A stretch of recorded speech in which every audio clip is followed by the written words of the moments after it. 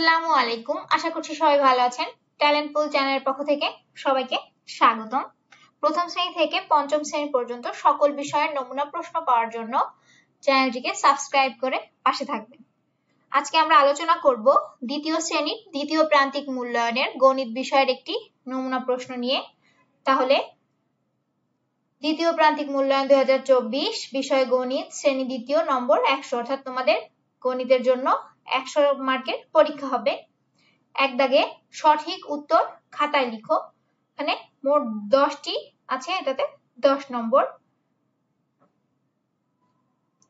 এখন এক দাগের একে দেখো 38 যোগ 53 সমান কত হবে। এখানে মোট 4টি অপশন দেওয়া আছে, যে অপশনের উত্তরটি সঠিক হবে তোমরা এক দাগ দিয়ে উত্তর লিখে সেই অপশনটি নাম লিখে দিবে, যেমন ক হলে ক, খ হলে খ।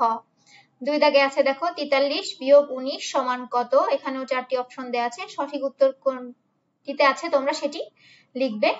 তিন দাগে 74 বিয়োগ 68 সমান কত।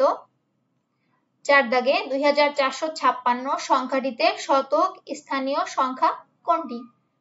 একক দশক শতক হিসাব করে কোনটি শতক স্থানীয় সংখ্যা হবে সেটি তোমরা লিখবে। পাঁচ দাগে 6 যোগ 57 সমান কত। আট দাগে দেখো 6 দাগে দেখো 8 গুণ 6 কত হবে 40, 42, 48, 32, যে অপশনটি সঠিক হবে সেটি লিখবে। 7 দাগে 14 গুণ 2, এটা দেখো 4টি অপশন দেওয়া আছে, যেটি সঠিক সেটি লিখবে। 8 দাগে 1 টাকার কয়েন কোন আকৃতির। 1 টাকার কয়েন সবাই দেখেছো তো 1 টাকার কয়েন কোন আকৃতি সেটি লিখবে, যে 4 কোনা, গোল, 3 কোনা, আয়ত। 9 দাগে দেখো সমুচা কোন আকৃতির হয়। সমুচা দেখেছো তো সবাই, তাহলে সমুচা কোন আকৃতির হবে, 4 কোনা, গোল, 3 কোনা, আয়ত, যেটি সঠিক উত্তর হবে সেটি লিখবে। 10 দাগে 649 যোগ 161 সমান কত। এখানেও 4টি অপশন দেওয়া আছে, সঠিকটি লিখবে। তাহলে এই 10টি যদি সঠিকভাবে লিখতে পারো তাহলে 10 নম্বর। 2 দাগে দেখো যোগ করো, এটাতে 10 নম্বর। দুইটা যোগ দেওয়া আছে, এই দুইটা যোগ করতে পারলে 10 নম্বর পাবে। 3 দাগে বিয়োগ করো, এখানেও দুইটা বিয়োগ দেওয়া আছে, বিয়োগ দুটা করতে পারলে 10 নম্বর। 4 দাগে গুণ করো, এখানে ক খ 2 দাগে 2টি গুণ দেওয়া আছে, গুণ দুটি করতে পারলে 10 নম্বর।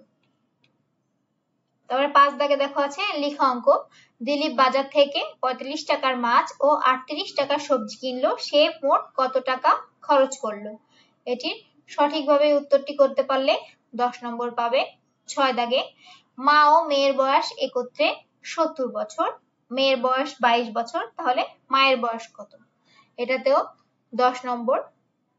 7 দাগে একটি ঝুড়িতে 425টি আম এবং অপর একটি ঝুড়িতে 345টি আম আছে, মোট আম থেকে 175টি আম বিক্রি করা হলো।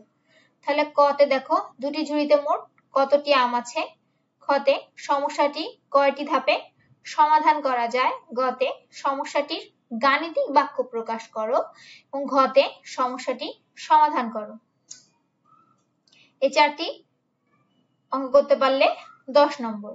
8 দাগে আছে দেখো 7 দিনে 1 সপ্তাহ, তাহলে 8 সপ্তাহে কত দিন হবে।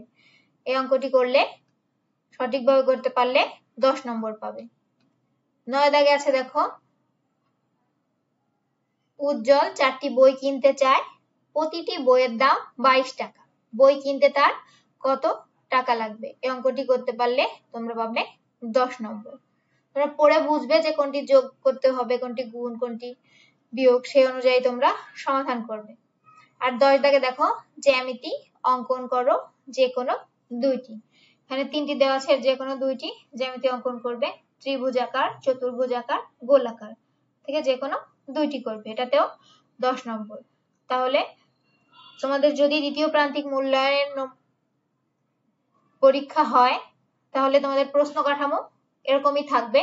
আমি তোমাদের সিলেবাসের মধ্যে থেকেই দিয়েছি, দ্বিতীয় প্রান্তিক মূল্যায়নের যে সিলেবাস আছে তার মধ্যে থেকেই দিয়েছি।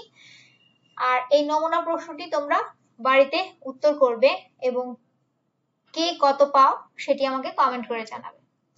আজ এ পর্যন্তই। আল্লাহ হাফেজ।